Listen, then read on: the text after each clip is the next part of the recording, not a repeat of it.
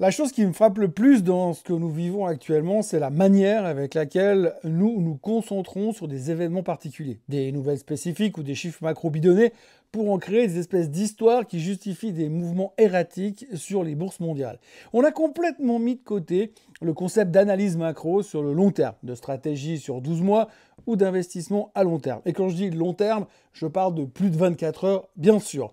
Rencontrer quelqu'un qui parle d'acheter un marché ou une action pour les 30 prochains jours devient pratiquement impossible. Entendre un stratège qui a une vision sur les 12 prochains mois relève de l'exploit sportif, presque autant que le mec qui traverse la France d'est en ouest en courant. Et quand bien même vous trouveriez un stratège qui oserait prendre des paris pour fin 2026 en argumentant précisément pourquoi et comment le S&P 500 sera à 10 000, son avis et son opinion seront bien sûr relégués aux oubliettes au prochain post de Trump sur Truth Social ou à la prochaine déclaration d'OpenAI qui signe un nouvel accord de 2000 milliards avec tous les fabricants de data centers du monde.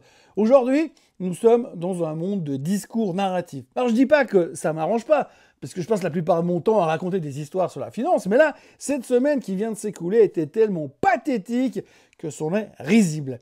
Trump qui trouve des deals bricolés avec les Chinois alors que des deux côtés ça se tire dans les pattes par derrière, oublié en 24 heures. Michael Burry qui shorte l'IA, oublié en 12 heures. La Cour suprême et Trump liquidés en moins d'une séance. Les chiffres de Palantir, une balade de plus 7% à moins 15% en moins de 24 heures.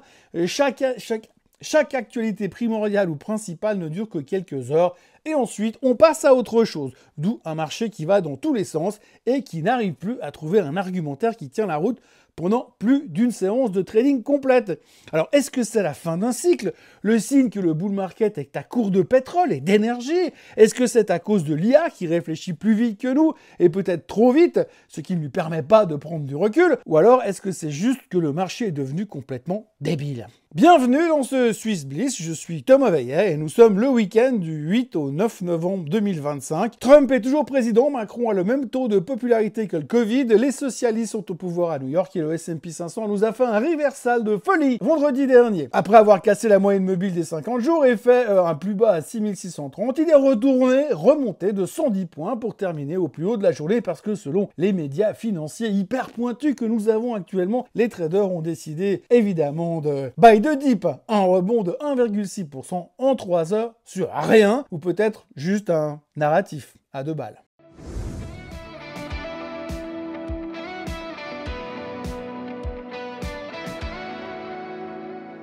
Alors avant toute chose, ce que vous allez entendre et voir dans cette vidéo n'est pas un conseil financier, c'est mon avis, mon analyse et parfois mon humeur du jour. Par contre, si vous voulez comprendre la bourse, là, vous êtes au bon endroit. Mais bon, malgré ce rebond spectaculaire de fin de semaine, c'est le pire démarrage de novembre, du mois de novembre depuis 2008. Oui, 2008, l'année où même le Père Noël avait vendu son traîneau pour compenser ses pertes sur les produits structurés garantis par Lehman Brothers. À ce rythme, on va finir par demander une prime de risque juste pour regarder les graphiques. Alors pourquoi ça part en vrille en ce début du mois de novembre? Eh bien tout simplement parce que la tech c'est devenu un sketch. Les valeurs d'intelligence artificielle, il y a encore divas de Wall Street sont en train de comprendre le concept de valorisation et qu'au bout d'un moment, quand trop c'est trop, ça commence à se voir. Les Magnificent Seven se sont transformés en Magnificent Seven mais raide, et l'ETF dédié perd 2%, Nvidia se fait scalper de 4,4%, Tesla dévisse de 4%, Meta et Alphabet trinquent joyeusement autour des 3%, Amazon s'en sort un peu moins mal, Microsoft limite la casse. Bref, novembre commence comme un mauvais reboot de 2008. On croise les doigts pour que ça ne se termine pas pareil. Mais heureusement, cette fois, c'est différent. Et c'est différent parce que c'est pas pareil. Durant la semaine qui vient de s'écouler, on s'est souvent préoccupé de la thématique des valorisations. Ça a d'ailleurs commencé avec ce que l'on appelle, ou ce qu'on pourrait appeler le Big Short 2, puisque Michael Burry, un des héros qui avait vu la crise des subprimes arriver, a annoncé qu'il se mettait short sur Nvidia et Palantir. Crime de lèse-majesté. Il a dû se faire une belle semaine vu que Nvidia a perdu 11% sur la semaine et ça aurait pu être mieux s'il n'y avait pas eu ce bon vieux buy the dip en fin de semaine. Et puis du côté de Palantir, c'est 14% dans la poche, rien que sur la semaine. Mais connaissant les stratégies de Michael Burry, je ne pense pas que son objectif soit de gagner 10 ou 15%. Burry, c'est un peu comme ce type dans les films d'horreur qui ne parle jamais, mais quand il tourne la tête vers la caméra, tu sais que dans quelques instants, il y a quelqu'un qui va mourir. Et cette semaine, eh bien, il a tourné la tête en direction de l'intelligence artificielle.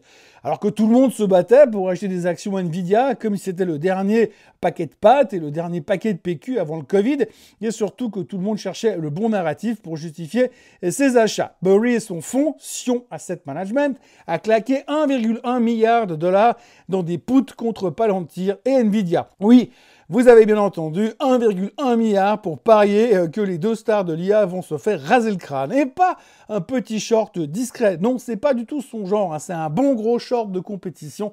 Genre, je parie une valise de cash que tout va s'effondrer juste au moment où tout le monde pense que ça va monter encore plus. Oui, parce que le héros du Big Short qui se coupe les cheveux au sécateur, pour lui, l'IA, c'est peut-être la plus grosse bulle qu'on ait vue depuis les tulipes au XVIIe siècle. Mais contrairement à l'époque, les tulipes ne coûtaient pas 120 fois les bénéfices. Palantir, super boîte, super storytelling, super contrats gouvernementaux, mais une valorisation qui est carrément complètement débile. On est carrément dans un épisode de Star Wars et pas dans un bilan comptable. Et Nvidia, incroyable entreprise, génialissime, dominance de marché, croissance stratosphérique. Mais quand tu montes trop vite, tu finis parfois par croiser Icar qui est en train de redescendre et qui dit « Ah bah je t'avais prévenu !» Burry, lui, il a même pas eu besoin de faire une conférence de presse, un seul tweet, un mouvement de portefeuille et bam, Wall Street commence à suer comme à la veille de publication des chiffres du CPI. Enfin, comme à l'époque où il publiait encore les chiffres du CPI. Résultat, l'ensemble du secteur de l'intelligence artificielle a vu grosso modo entre 600 et 700 milliards de valorisation de capitalisation boursière disparaître dans un petit nuage de fumée. Et pour le reste des histoires de la semaine, on s'est réjoui des chiffres de l'emploi ADP qui sont sortis 12 000 au-dessus des attentes. En général, on se fout pas mal de ces chiffres, mais on a, en l'absence des NFP, on a quand même trouvé ça super cool. Et puis en même temps, on a parlé du fait que Trump pourrait se faire envoyer ses tarifs douaniers en pleine figure parce que la Cour suprême ne semblait pas super d'accord avec sa stratégie. Pour l'instant, rien n'est annoncé ou confirmé, mais ce qu'il faut savoir, c'est qu'il suffira à Trump de changer la raison juridique pour remettre les tarifs en place le lendemain matin, au cas où la Cour suprême, dont il a quand même nommé plusieurs juges, lui tournait le dos. Mais le marché a pris la chose du bon côté en se disant que si les droits de douane venaient à tomber, ça serait tout bénef pour les entreprises et tout bénef pour l'inflation qui pourrait effectivement être enfin sous contrôle après nous avoir coûté tellement cher ces dernières années. Bref, mercredi dernier, c'était une belle journée, une plus belle journée que mardi et nettement meilleure que celle de jeudi. Jeudi, nous avons repris la thématique de l'intelligence artificielle, c'est trop cher, mais sans Michael Burry, simplement parce que, en se levant jeudi matin, quelques experts ont quand même commencé à se lâcher en disant que, quand même, les valorisations étaient devenues hors sol. Les mêmes analystes qui ont toujours des targets à 250 sur Nvidia et qui pensent sérieusement que Tesla peut aller chercher les 8500 milliards de valo. Ah oui, parce que j'ai oublié de vous dire, j'ai oublié de vous signaler le fait que Musk a obtenu son package à 1000 milliards. Enfin, s'il parvient à monter la valorisation de Tesla à 8500 milliards à coup de robots Optimus, de robots taxi et d'intelligence artificielle, de SpaceX et de Terrafactory, sans compter qu'il va aussi devoir faire un carton avec les bagnoles. Alors, je sais pas comment il va s'y prendre. Peut-être que pour y arriver, il va devoir mettre des V8 dans ses Tesla, vu qu'en ce moment, la voiture électrique, c'est plus très populaire. Avec Ford qui parle de virer le F-150 électrique parce que personne n'en veut. Porsche qui fait machine arrière et qui vomit le concept même d'une voiture à pile. Et Ferrari qui commence à comprendre que personne n'en veut de leurs 16 chevaux à roulettes, cheval cabré ou pas. Et puis, bien sûr, il faudrait aussi commencer à gagner en F1, ça serait pas mal. N'oublions pas non plus que ni jeudi ni vendredi, nous n'avons eu le moindre chiffre économique aux USA. Shutdown oblige, un shutdown qui bat des records de longévité tous les jours, qui passe avec un gouvernement qui vient de couper les aides alimentaires à 42 millions d'Américains.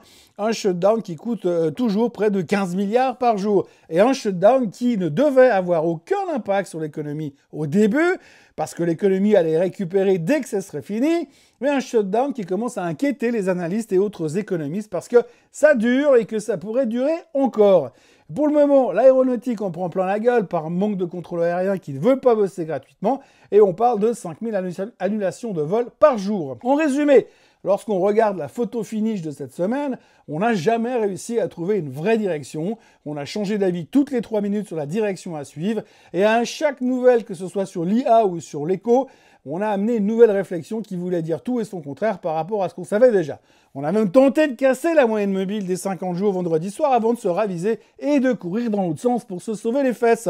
Pour cette fois, on s'en sort, le buy de dip est toujours d'actualité et il fonctionne toujours. Parlons maintenant un petit peu de l'emploi aux États-Unis. Comme je viens de vous le dire, le shutdown est toujours en cours, donc on n'a pas de chiffre de l'emploi type non-farm payroll puisque c'est le BLS qui s'en occupe et que le BLS est en train de se luger sans solde en Floride.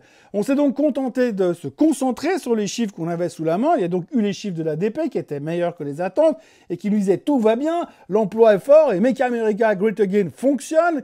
Et puis on nous a sorti deux autres chiffres qui étaient plus inquiétants. Le premier, c'est Revelio Labs, qui était une société de data sur l'emploi. Et jeudi, ils ont déclaré que les États-Unis ont perdu 9100 jobs en octobre. Alors, c'est pas simple de penser quoi que ce soit, vu qu'il n'y avait pas vraiment d'attente de la part du marché. Mais une chose est certaine, si les NFP avaient été publiés début octobre, elles n'auraient pas du tout été en négatif. C'est une quasi-certitude. Bref, donc c'était pas forcément une très bonne nouvelle, mais c'était pas tout, parce que dans la foulée, il y a eu une autre société qui s'appelle le cabinet Challenger Gray & Christmas, qui eux ont annoncé que les licenciements avaient bondi de 183,1% en octobre par rapport à septembre, leur plus haut niveau pour un mois d'octobre depuis plus de 20 ans. Pas besoin d'être un dieu en économie pour comprendre qu'une perte de 9100 jobs sur un mois et 183% de hausse sur les licenciements, ça ne veut pas dire que ça cartonne au niveau économique de l'autre côté de l'Atlantique. C'est donc pas une bonne nouvelle. Mais comme d'habitude, quand c'est pas une bonne nouvelle, ça veut dire que Powell n'aura pas d'autre choix que de baisser les taux au mois de décembre. Et comme vous le savez, bien sûr, le marché, il adore quand on lui parle de baisser les taux. En Suisse, l'inflation a ralenti de 0,1% sur un an. Sur un mois, elle s'est creusée à moins 0,3%. Cette statistique confirme les prévisions de la BNS avec une inflation moyenne attendue à 0,2% en 2025 sur toute l'année. Les loyers sont désormais le principal moteur de l'inflation en Suisse et leur progression devrait se poursuivre en 2026. La Banque d'Angleterre a laissé son taux directeur inchangé à 4% jeudi dernier, à une courte majorité face à la conjoncture économique pourrie au Royaume-Uni et avant la présentation du budget britannique qui devrait comprendre bien sûr des hausses d'impôts parce qu'il faut toujours monter les impôts. En Allemagne, la production industrielle en septembre a déçu. Et en Suisse, le taux de chômage a augmenté en octobre de 0,1 point de pourcentage sur un mois à 2,9%, dû à la morosité conjoncturelle ambiante. Si on regarde les performances de la semaine, beaucoup plus de rouge que de vert, les Chinois et Hong Kong qui s'en sortent pas mal, le SMI qui survit, l'or qui regrappille un petit peu, le Brésil qui s'envole, mais pour le reste, l'argent légèrement en baisse, et puis quand on creuse plus loin, le S&P moins 1,63%, le DAX moins 1,62%, le CAC 40 moins 2,10%, le pétrole qui replonge sous les 60 à 2,70% de baisse, le Nasdaq moins 3%, le SOX qui perd quasiment 4% sur la semaine, et le Nikkei qui nous a fait un retour spectaculaire après ce ralentissement qu'on a subi en fin de semaine. Sur le SMI, Geberit qui a publié ses résultats, on va y revenir, qui prenait 6,24% sur la semaine. Roche qui s'en sort pas trop mal avec 3,67%. Le Nestlé qui monte de près de 3%. Novartis aussi. Swisscom qui a publié des bons chiffres qui prend 2,29%. Et de l'autre côté, ABB qui se prenait quasiment 6% dans les dents. La raison de la baisse, c'est bien sûr l'avalanche de vendeurs sur la tech cette semaine et la crainte de valorisation excessive sur le secteur. Si on regarde maintenant les graphiques, vous voyez que le SMI, c'est presque un cas d'école. On a toujours notre tendance horizontale, enfin montante, qui passe par ici. On tourne autour de la moyenne mobile des 50 jours. Vous verrez que cette moyenne mobile des 50 jours est très importante cette semaine. On tourne autour, on ne fait pas grand-chose. Pour l'instant, on ne veut pas lâcher. Il y a un gros support dans la zone des 12 000, 12 100. Si on revient là, il faudra acheter. Mais en attendant, le SMI confirme que ça va pas trop mal, mais c'est relativement calme bien sûr. Le S&P 500 est toujours dans sa tendance haussière, il n'y a pas de doute et on ne se pose pas de questions, mais par contre, alors regardez-moi ça, regardez ce reversal, cette inversion de tendance vendredi soir, c'est la seule chose majeure qu'il faut regarder. Donc comme on le voit, on a eu une semaine toute pourrie sur le S&P 500 qui fait que baisser, on a une accélération baissière vendredi qui met tout le monde en panique, et puis dans les 3 dernières heures, comme par hasard et comme d'habitude, j'ai envie de dire, dès que les Européens sont rentrés à la maison, whoop, reversal, et on termine au plus haut de la journée. Donc pour l'instant, jusqu'à maintenant, on s'en sort. Le niveau des 6671 qu'on ne devait pas casser, on l'a testé, on l'a cassé, on l'a tenu pour l'instant. Affaire à suivre. C'est intéressant de voir, c'est que la tendance de fond passe bien sûr par le même niveau que la moyenne mobile des 50 jours. Donc tout peut arriver, mais pour l'instant, j'ai envie de dire, jusque-là, ça va. Le Nasdaq, c'est pareil, avec un renversement de tendance aussi, vous le voyez, pareil, reversal, la même chose, on a failli aussi casser les supports qu'on avait, cette fois ça passait par les 24 709, on a tenu, on a rebondi. Et le SOX, reversal aussi, alors là on n'a même pas été tester les supports, on n'a même pas réussi à aller si bas, mais en tout cas, vous voyez là aussi, ce genre de de reversal est assez impressionnant. Alors, à prendre avec des pincettes parce que c'était la fin de la semaine, parce que on avait quand même un peu exagéré. Donc, le buy de dip faisait du sens clairement durant la semaine. Mais en tous les cas, quand vous regardez la configuration aujourd'hui, ce genre de reversal est assez spectaculaire et impressionnant pour ce qui est du SOX, comme tous les indices américains d'ailleurs. Donc on verra un peu comment on va entamer la semaine, mais en tout cas c'était assez fort et violent. Regardez maintenant le DAX, vous voyez que le DAX, lui, il n'a pas eu le temps de rebondir. Donc le DAX, lui, il a cassé sa moyenne mobile des 50 jours jeudi et vendredi. On a encore accéléré vendredi pendant que les Américains étaient au fond du bac. On a fermé quasiment au fond du trou. Et ensuite, les ricains ont rebondi derrière. C'est assez rigolo, mais en tout cas, on ferme à un sale niveau sur le DAX. On peut aller largement chercher les 23 300, ce qui correspond à ce support là tout en bas, ces extrêmes qu'on avait fait pendant la période du mois de septembre, le 17 septembre. On peut aller jusque là, mais ça dépendra un petit peu de ce début de semaine, puisque si le S&P confirme son rebond et qu'il a fait vendredi, ça pourrait nous sauver également les fesses sur le DAX. Le CAC 40, lui, il a tenu sa moyenne mobile des 50 jours. On termine dessus, on est vraiment en disgrâce, mais de nouveau, avec le rebond américain, si on avait traité jusqu'à 22 h sur le marché français, je pense qu'on aurait terminé en direction des 8000 et on aurait sauvé la moyenne mobile des 50 jours. Pour l'instant, le support long terme, il a tenu. Donc, globalement, c'est plutôt bon pour le CAC. S'il n'y a pas de mauvaises nouvelles lundi matin et que Trump se fâche pas avec la planète entière, on a des bonnes chances de voir un petit rebond sur le CAC qui peut, si les choses s'améliorent la semaine prochaine, rebondir en direction des 8100 pour aller combler ce petit trou là qu'on a laissé derrière nous. Et puis aller potentiellement rechercher à terme les 8225. Mais on n'en est pas là pour l'instant. Déjà, on attend de voir si Nicolas Sarkozy va sortir de prison la semaine prochaine. Quel suspense insoutenable. L'or, vous voyez qu'on a perdu cette exagération qu'on avait fait à l'époque sur les 4400. Et puis là, on revient gentiment consolidé autour des 4000. Tout le monde se dit, si j'ai un peu d'or dans le portefeuille, ça va bien se passer. Et au pire, eh bien, ça me donnera quelque chose qui me rassure un tout petit peu. Donc pour l'instant, on surveille attentivement la zone des 4000 pour voir à quel moment on va rebondir. Pour l'instant, ça a l'air de relativement bien se passer sur le métal jaune. Le pétrole, on a cassé le support de nouveau des 61,50. On est de nouveau en dessous, principalement des stocks de pétrole qui explosent aux États-Unis, qui augmentent sans arrêt. On se rapproche de l'hiver, donc c'est un peu normal, mais globalement, on ne s'attendait pas à ça, comme d'habitude. Il faut savoir que les analyses sur le pétrole sont encore plus faux qu'ailleurs. Résultat, le marché est un peu en baisse, et puis on tourne autour des 59 3/4. Résistance à surveiller 61,55 sur le brut, sur le WTI, et tout en bas, c'est 55,80. Le Bitcoin, ça se passe de commentaires, hein, ça veut plus pour l'instant. Alors, bon, c'est pas une grosse surprise, on est revenu se poser un petit peu sur les bas ici. Mais l'un dans l'autre, on a l'impression que c'est plus ou moins les zones de support. Alors attention, si ça ne tient pas ces niveaux-là, si on va s'établir sous les 100 000 $, là c'est clair qu'on va revenir probablement sur des points bas en direction des 90 000 $. Et c'est assez intéressant parce que quand vous écoutez les gens dans la rue, ils pensent tous que tout est fini sur le Bitcoin.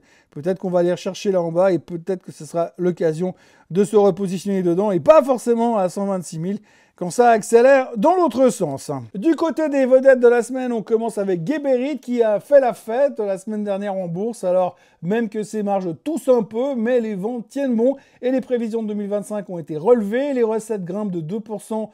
Et c'est 4,4% en refait de change. Les bits et le bénéfice reculent d'un chouïa, rien de dramatique. La direction vise maintenant plus 4,5% de croissance et une marge EBITDA proche des 29%.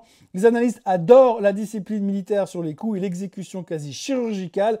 Et Geberit continue de mettre une longueur d'avance à la concurrence portée par l'Europe, les nouveaux produits et zéro exposition aux emmerdes américaines et chinoises. Rebond donc sur le titre suite aux résultats. Vous voyez qu'on a bien tenu le support en bas de range ici ces derniers temps. Et donc maintenant, on repart à l'assaut pour essayer de voir si on arrive à repartir chercher les 653 sur Geberit. Ça va être compliqué parce que les chiffres ne sont pas aussi extraordinaires que ça. Mais en tout cas, ça a été bien pris par le marché et on a vu 2-3 upgrades à droite à gauche dans la foulée. La Zurich Assurance continue d'avancer à pleine balle et les primes grimpent de 8% sur 9 mois dans le dommage et accident avec un boom de 16% chez les particuliers et 11% sur l'auto grâce aux hausses de prix. Les catastrophes naturelles coûtent moins cher que prévu. L'ouragan Melissa ne devrait quasiment rien impacter faute d'assurer sur place, malheureusement pour eux. Dans la vie, les prix montent aussi, tout comme chez Farmers, même si l'assureur reste très avare sur les détails de la rentabilité. Le premier semestre avait été costaud, avec un bénéfice opérationnel en hausse de 6% et un bénéfice en hausse de 1%.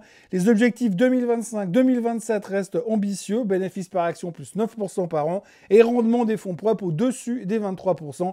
Les analystes voient ça d'un bon œil, mais rappellent que 35% du business est aux États-Unis, un marché devenu un vrai champ de mine macro et géopolitique pour l'instant. En bourse, ça n'a pas suffi puisque sur l'annonce, le titre a perdu 0,4% dans un SMI qui était globalement faiblard. Ça se passe de commentaires. Quand on voit ce genre de graphique, il y a un mot qui vient à la bouche, c'est chiant, parce que vous voyez qu'on est dans un range latéral autour des 550 balles, grosso modo, qu'on n'arrive pas vraiment à sortir d'un côté comme de l'autre. Je dirais qu'à 580, je serais un peu vendeur pour jouer un peu le range sur la Zurich, parce que pour l'instant, il n'y a rien de très sexy qui justifierait son envol. Le gros avantage, c'est que ça paye du dividende, et que ceux qui l'ont sur le long terme, ils ne sont pas trop de questions à se poser. Toujours au sujet des résultats, Swisscom crame une bonne partie de son budget pour digérer Vodafone Italia, mais malgré des ventes et des marges en recul, les chiffres sur 9 mois sortent au-dessus des attentes et la direction confirme tout. Les coûts d'intégration explosent, les synergies arrivent au ralenti et il faudra attendre 2029 pour voir et avoir les 600 millions promis. Le bénéfice plonge de 23%, mais la comparaison est bancale vu que 2024 n'incluait pas encore l'Italie. En Suisse, ça reste plutôt stable. En Italie, ça tousse un peu, mais le dividende grimpe à 26 francs, histoire de calmer tout le monde. Les analystes applaudissent, le cash flow surprend et l'action s'envole de 3,2% pendant que le SMI vivait une semaine plutôt plan-plan. Voilà, Swisscom s'est donc envolé, ça paye du dividende, c'est pas très sexy, mais ça continue de monter, donc on va pas pleurer. C'est vrai que vous voyez, c'est vraiment marrant ce titre-là, parce qu'il y a toujours des périodes où tout le monde la déteste. Aujourd'hui, on n'en a pas parlé quasiment pendant 6 mois, et là, elle explose, et elle va probablement aller rechercher ses 618, 620, qu'on n'avait pas vu depuis bien longtemps sur la régie suisse, qui est toujours aussi chère, avec des tarifs toujours aussi scandaleux, faut-il le préciser. On passe maintenant au en vrac de la semaine. Ipsomed a bouclé fin octobre son recentrage total sur le cœur de métier en vendant Ipsotech au fonds allemand Calista. Galderma obtient l'approbation de la FDA américaine pour Restylane Lift dans l'amélioration du profil du menton. Cosmo décroche le marquage CE Communauté européenne pour Colon Pro, sa plateforme d'IA pour la coloscopie. C'est hyper sexy ce matin. Swissquote propulse Yann De Schepper à la tête de UFA Media et bravo à lui. Avis cartonne sur 9 mois, revenu en forte hausse et prépare un désengagement partiel de plusieurs divisions, dont Swiss Medical Network. Orlicon signe enfin un vrai redressement au 3e trimestre pendant que Georg Fischer resserre ses ambitions à moyen terme. Basilea touche un paiement d'étape grâce au cap franchi par les ventes du Cresemba. Burkhardt Compression, lui, voit ses commandes s'évaporer sur le premier semestre, mais la direction promet déjà les coupes nécessaires au siège de Winterthur. Bell Food Group poursuit sa restructuration et se paye au passage un affineur de jambon allemand. Barry Callebaut affiche un chiffre d'affaires en hausse sur l'exercice 2024-2025 malgré des volumes en recul. RNS se fait laminer en bourse après une révision très sévère de ses objectifs de vente et la mise en place d'un nouveau indicateur de rentabilité pour encaisser une année 2026 très coûteuse. Scan taille dans ses objectifs, chiffre d'affaires et bénéfices revus à la baisse pour l'exercice en cours. Adecco sort des chiffres solides salués par le marché malgré un environnement franchement compliqué. BKW se fait downgrader par UBS qui passe de buy à neutral. Et pour finir, Stadler Rail voit un contrat de 2,1 milliards lui filer sous le nez. Les CFF ayant offert 116 rames à Siemens Mobility au grand regret des Turgoviens. Les Suisses vont acheter en Europe. Voilà pour la suite de cette semaine. Eh bien, on a encore pas mal de chiffres côté publication trimestrielle, mais rien de transcendantal. On attend bien sûr Nvidia, ce sera pour la semaine d'après. Et puis, il y aura bien sûr des CPI en Europe et en Allemagne et en France. Et il est possible, j'ai bien possible que le BLS fasse une exception et publie le CPI américain jeudi, mais ça reste sous réserve. En résumé, on a traversé une semaine totalement schizophrène où chaque micro-news a fait office de vérité absolue pendant 2 heures avant d'être remplacé par la suivante. Le marché ne réfléchit plus, il réagit, il n'investit plus, il scrolle, et dans ce chaos permanent, on cherche désespérément une direction, une logique, un fil rouge, alors qu'il n'y en a plus. Entre le shutdown, les valorisations qui partent en orbite, Michael Burry qui sort la sulfateuse, Trump qui bricole des deals avec des bouts de ficelle et une tech qui découvre qu'elle n'est pas invincible et qu'elle est un peu chère, On a eu droit à un condensé parfait du marché 2025, nerveux, hyperactif, amnésique et totalement intoxiqué au narratif. Le buy de dip fonctionne encore, mais franchement, on joue avec des allumettes au-dessus d'un baril d'essence. La suite, un marché qui va continuer à courir dans tous les sens, jusqu'à ce qu'une vraie info, une vraie tendance ou un vrai choc le remette au pas. En attendant, on respire, on garde de recul et on se prépare au prochain épisode du feuilleton. Parce que si on a appris une chose cette semaine, c'est que la bourse adore les bonnes histoires, même quand l'histoire elle-même n'a aucun sens. Excellente fin de week-end à tous. N'oubliez pas de vous abonner à la chaîne Suisse Côte en français, likez, partagez et commentez. Nous, on se revoit bien sûr mardi matin pour un nouveau Morning Bull Live. Je répète, j'ai bien dit mardi, parce que demain lundi, je suis pas là. Passez une excellente journée, profitez bien. Bye bye. Ce contenu est informatif et éducatif destiné aux personnes connaissant les marchés financiers. Il ne constitue pas un conseil en investissement, juridique ou fiscal. Le trading et l'investissement comportent des risques, notamment la perte de capital. Les CFD et actifs numériques sont volatiles et ne conviennent pas à tous. Swissquote décline toute responsabilité quant à l'exactitude du contenu ou aux pertes liées à son usage. Produits et services disponibles selon la législation en vigueur.